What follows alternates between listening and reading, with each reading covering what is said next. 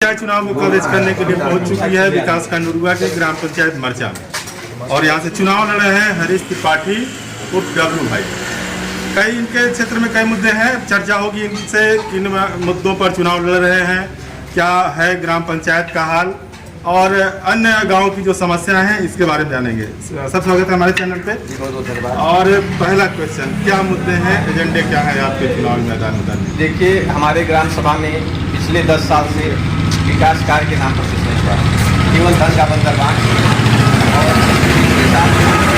4 साल का कार्यकाल रहा, उसकी हालत आप कुछ नहीं कर सकते। कहने के लिए पिछले 1 साल से योगी जी महाराज के लिए स्पेशल ग्रांट के लिए ग्राम चयनित है जी, लेकिन पिछले ग्राम प्रधान की लापरवाही की वजह से, उनके काम के प्रति उदासीनता की वजह से पिछले 10 साल में स्पेशल ग्रांट का 1 भी रुपया खर्च नहीं पाया। और गांव के अंदर आप जाएंगे तो न तो नाली सही है, न खड़ंजे सही है। केवल एक रास्ता जो माननीय विजय शंकर तिवारी जी बनाए हैं इंटरलॉकिंग, वही इस गांव में एक रास्ता है 100 मीटर का सही। बाकी आपका गांव में घुसना कहीं भी आ जाएंगे। हम लोग प्रचार प्रसार कर रहे हैं, रास्ते में रात में हम लोग मोबाइल की लाइट जला करके रास्ते में चलते हैं कि कोई पैर खाली में ना पड़ जाए। तो सबसे प्रमुख मुद्दा तो ये है। मतलब गांव में नाली खड़ंजे लाइट तमाम दिक्कतें हैं। और क्या लगता है आपको कि मतलब अगर इस समस्या चुनाव जीतते हैं तो क्या किस तरह से जनता के मुद्दे पे आप खड़े उतर पाएंगे? जी बिल्कुल, हमारी प्राथमिकता में विधवा वृद्धा पेंशन, क्योंकि हमारे गांव में तमाम ऐसे बुजुर्ग हैं जो 60 साल से ऊपर हैं, लेकिन वो इस योजना के लाभ से बचे हैं। अगर उनको यह मिल जाता तो उनका जीविका का साधन हो सकता है। ऐसा तमाम हम लोग प्रत्याशियों से मिल रहे हैं, बावजूद इसके जो प्रधान प्रत्याशी हैं इस बात का सटीक जवाब नहीं दे पा रहे हैं कि समस्याएं बनी हुई हैं। तो क्या जरूरी है कि प्रधान पद पर रहते ही समस्याओं का समाधान किया जाए? आपको नहीं लगता कि आम तौर पर भी हम समस्या की शिकायत कर सकते हैं, अधिकारियों की मामला संज्ञान में पहुंचा सकते हैं, उसका निवारण करा सकते हैं? अगर एक जनप्रतिनिधि है, समाज सेवी है, अहम मुद्दा है और अहम सवाल है, तो इस पर क्या कहना चाहते हैं? जी एकदम किया जा सकता है। और जहाँ तक हमारी बात है, हम तो पिछले 10 साल से लोगों के लिए लगे हुए हैं। यह हमारे गांव की जनता भी बखूबी जानती है और शायद इसीलिए लगभग 80% वोटर मुझे तहे दिल से चाहते हैं कि इस बार डब्लू बाबू, वो किसी और के बारे में सोच ही नहीं रहे हैं। आप गांव में पूछेंगे तो लोग उस बारे में जान रहे हैं कि हमारी आवाज़ उठाने वाला कौन है, हमारे सुख दुख में आने जाने वाला कौन है और हमारे प्रति सोचने वाला कौन है। मरचा की ग्राम पंचायत की आबादी कितने हैं और कौन कौन से राजस्व हैं? हमारे गांव की आबादी टोटल है 1115। राजस्व टोला कोई नहीं है, केवल एक ग्राम मरचा ही है जिसके नाम से ग्राम पंचायत भी है और वही राजस्व टोला। चुनावी गणितज्ञ मानते हैं कि जो ग्राम पंचायत चुनाव है पूरी तौर पर जातिगत आधारित होते हैं। जाति की गणना की जाए तो क्या लगता है आपको, किस तरह फिट पाएंगे अपने आप को? देखिए, हमारे ग्राम पंचायत में चुनाव जातिगत है। हमारे गांव में लगभग सभी जातियां हैं, ब्राह्मण हैं, बेलदार हैं, हरिजन हैं, लाऊ हैं, धोबी हैं, तेली हैं, कहार हैं, गुहार हैं, लोहार हैं और हमको लगभग हर वर्ग का समर्थन प्राप्त है और कहीं से कोई जातिवाद नहीं है। लोग विकास के मुद्दे पर, सुख दुख में साथ देने वाले के मुद्दे पर लोग अपना मत देंगे। कहीं कोई जातिगत व्यवस्था नहीं है यहाँ पे। प्रधानमंत्री की महत्वाकांक्षी योजना है शौचालय स्वच्छ भारत अभियान के तहत शौचालय का घर घर निर्माण कराया गया, बावजूद इसके धरातल पे सब कुछ सही नहीं। स्थितियां विकट हैं। तमाम ग्राम पंचायत में हम लोग जा रहे हैं, जो कवरेज कर रहे हैं, क्योंकि चुनाव चल रहा है, आरोप प्रत्यारोप कुछ ज़्यादा बढ़ के आ रहे हैं, लेकिन हकीकत क्या है आपके ग्राम पंचायत में? देखिए, शौचालय कुछ तो बने जरूर हैं, लेकिन जो बने हैं वो सही तरीके से नहीं बने। उसमें भी धन का बंदरबांट हुआ है।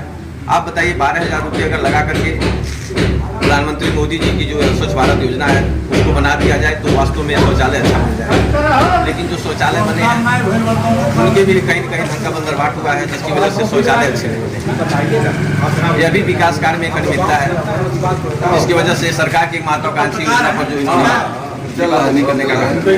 आपके सड़क से जो सड़क है इसके ठीक जो पूरब साइड में सड़क जा रही है उस पर गंदगी के अंबार लगे हुए हैं। जाहिर सी बात है कि लोग ओडीएफ में अगर गांव चयनित है या नहीं, पहले ये बता दें। ओडीएफ में गांव चयनित है, इसके बावजूद भी इस तरह का ये जो सच्चाई है कर्मचारी या अधिकारी नकार रहे हैं, खुले में शौच लोग जा रहे हैं, क्या दिक्कतें हैं? क्या जब शौचालय बन चुके हैं फिर बाहर जाने की समस्या कहाँ से आ रही है?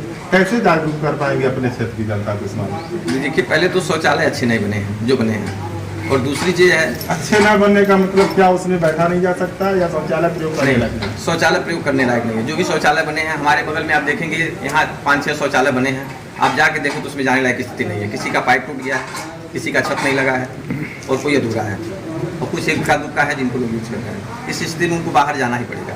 इसलिए अगर कंप्लीट व्यवस्था रहेगी तो निश्चित रूप से वो उसमें जाएंगे। तो जब वो अधूरा रहेगा, जब वो टूट जाएगा, वो इतने सक्षम नहीं है कि उसका रिपेयरिंग करें, तो उसमें नहीं जाएंगे।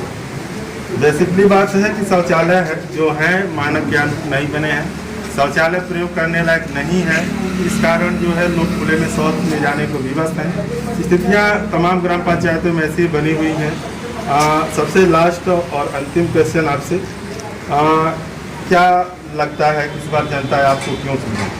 जी बिल्कुल, जनता बिल्कुल चुनेगी, क्योंकि जनता पिछले 10 साल से जो झेल रही है उसका विकल्प वो हमारे रूप में झेल रही है, और हमने 10 साल में उनको करके दिखाया है कि मैं पद पर ना रहते हुए भी प्रत्येक सुख दुख में उनका सहयोग करता रहा हूँ, और उस सहयोग के आधार पर मुझे उम्मीद है कि वो लोग इस बात में।